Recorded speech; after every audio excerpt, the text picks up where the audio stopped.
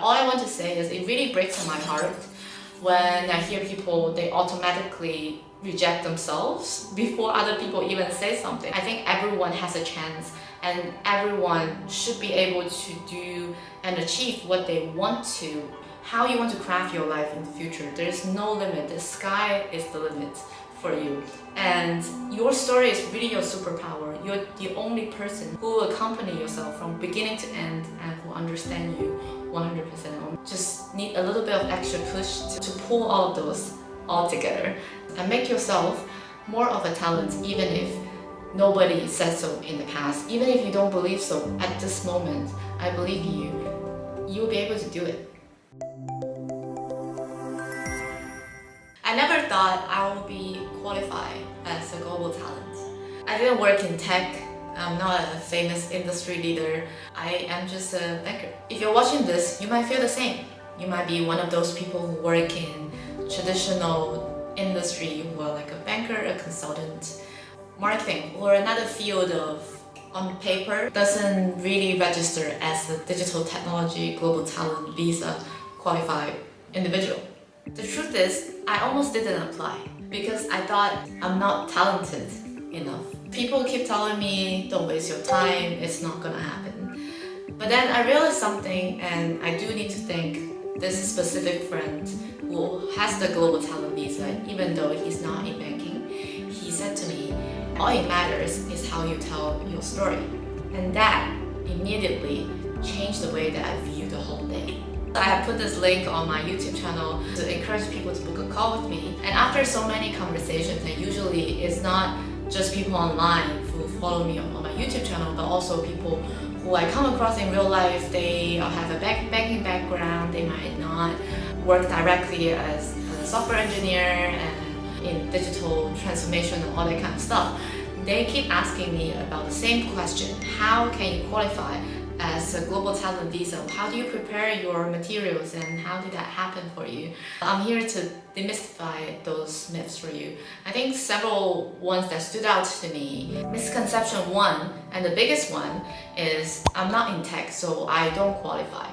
This is literally to read from the words, how it says digital technology. But if you actually read through line by line of the requirements on Tech Nation, you can actually find out that there's a lot of ways to narrate your stories, to tell that what kind of work that you've been doing that's relevant to digital technology. If you work in a banking, if you work in like a consultant, or if you work in a way that you help these digital technology companies to raise money, that also counts as part of the criteria. But of course, criteria change all the time, so do check out before you actually apply. But I think it's just a way to think outside the box. And misconception number two is people always come to me, they'll be like, I don't have enough experience. The truth is, the digital technology, they have two categories. One is exceptional talent and the other is exceptional promise. So by promise definition, you don't necessarily have to have a lot of years of experience. What you need to demonstrate is that you actually have the promise to become an exceptional talent at some point. So I think this is what people need to really change their mind. Sometimes they came to me and then they asked me this question, I think I don't have enough experience. I have, let's say, 3 years, 5 years, all that kind of stuff. Or even some people, let's say if you're in university or in your master's degree, who says so that you wouldn't be able to apply in a year or two? A lot of things can happen. You can become part of the founding team member of a startup. Maybe you can start your own startup. Maybe you can join an accelerator. Maybe you will raise money. And all of those things can actually contribute to your evidence. So never say never. I would say this imposter syndrome, everyone has that, no matter how famous that person looks like, or you think that on camera or on the news or in Instagram how confident those people look. I guarantee nobody knows 100% what they're doing. All you can do is to gather all your material and try it until you fail. Let's say you said that you have imposter syndrome and you think that you don't have enough experience, but by preparing all of these materials, you actually gather more experience. So you're working towards something of like a global talent But even if you don't get it, you still accumulate this experience, you still accumulate these ways to tell your story, you still accumulate the way that you think about yourself, position yourself, no matter what you're going through next time. So that's actually also very, very valuable. You just need to go ahead. And misconception number 3 is, if you're feeling like you don't qualify, you're not alone. A lot of people feel the same way. I want to assure you, you're not the only person who feel the same way, and you don't have to do this alone. Like the fact that I'm doing this video and there's so many people who are providing this or that kind of advice, I'm sure you can find people who can help you. Be it your friends, you can even come to me. I have a link down below you can book, or just watch the full course that I have built. That I hope can actually help a little bit. But if you want more customized and one-on-one help, then we can discuss that. Let's talk about how I position my own story. So I'm a banker. I'm not in the traditional sense of digital technology field. But the truth is, now every single industry actually have an angle of a digital technology. It depends on how you structure it. I feel like a lot of the different pieces in my life and experience, whether it was when I was working to help climate technologies companies to raise money, or before I was in structured finance, all of those pieces somewhat actually relevant and related to the final piece that I submitted to the committee, which is the one company, the venture that I'm building now. It becomes a cohesive story. The key thing is to think outside of the box. Don't really just think that, oh, because I'm in banking, I automatically do not qualify, because you might be qualified. You just need to really think what you have been doing in the past year or so, past 3 years, past 5 years. What kind of people you have been talking to? Who can be the ones who are providing the recommendations letter to you?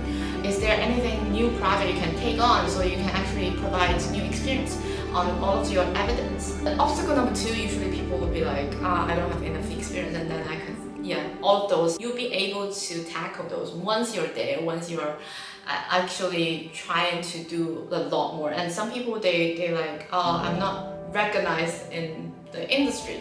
Same, if you're trying to build your case, you can start working from now and see, let's say if you're in a consulting type of field, but there is a very specific project that's based on digital technology, and you're working with a very specific company. They are trying to develop this so-and-so technology.